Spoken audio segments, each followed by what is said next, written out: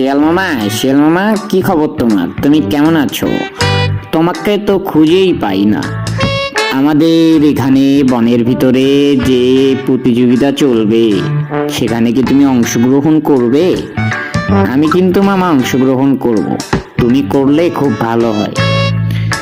হ্যাঁ, সেটা দেখছি, অংশগ্রহণ তো করবই, কিন্তু আমার মাথায় অন্য বুদ্ধি খেলছে, বুঝলে? প্রতিবার বাদর জিতে যায়, এবার কিন্তু আমি জিতব।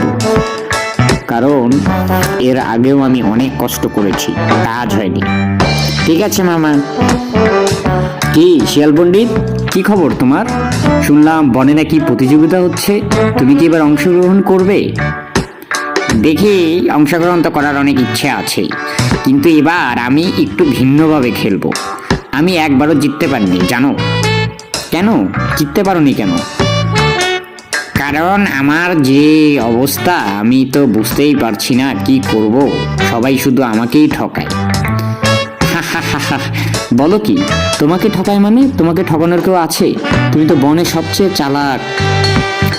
আরে না না, আমি কোথায় চালাক, আমি তো বোকা বোকা। আচ্ছা দাদু, আমরা এই গ্রামে কত বছর হলো থাকি?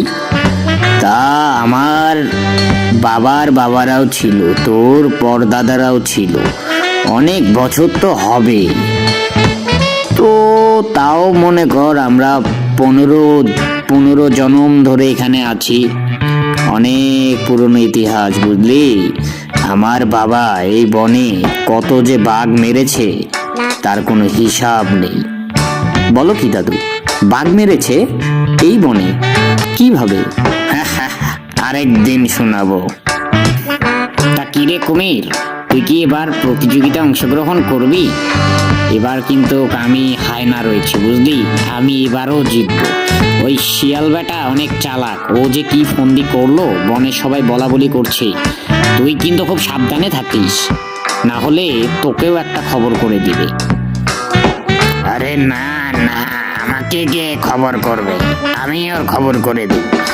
আসুক না একবার জল খেতে, ওকে আমি ধরার জন্য অনেক চেষ্টা করছি, কিন্তু ও বেটা এত চালাক। আমি তো বললামই তোকে, তুই ওর সঙ্গে পারবি না রে। শোনো তোমরা সবাই মনোযোগ দিয়ে, বনের প্রতিযোগিতা কিন্তু এবার অনেক কম্পিটিশন, তোমাদেরকে অনেক মনোযোগ দিয়ে প্র্যাকটিস করতে হবে। তো সবার আগে আমাদেরকে খেয়াল রাখতে হবে ওই শিয়াল বেটা যাতে কোনো ধরনের ফন্দি না আটতে পারে।